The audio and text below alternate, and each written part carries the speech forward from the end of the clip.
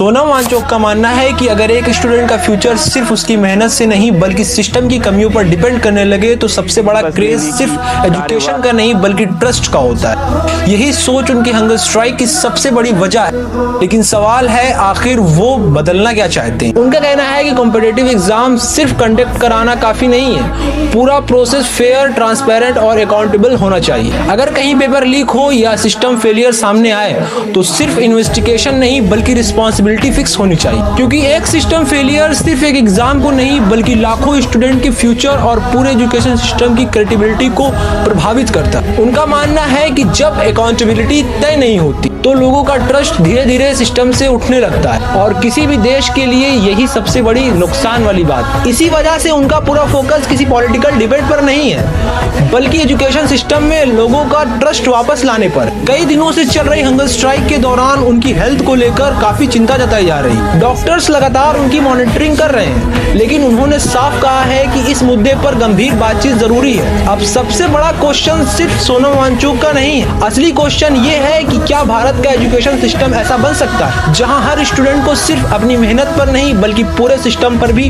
पूरा ट्रस्ट होना चाहिए, क्योंकि जब ट्रस्ट मजबूत होता है तभी किसी भी एजुकेशन सिस्टम की असली ताकत दिखाई देती है।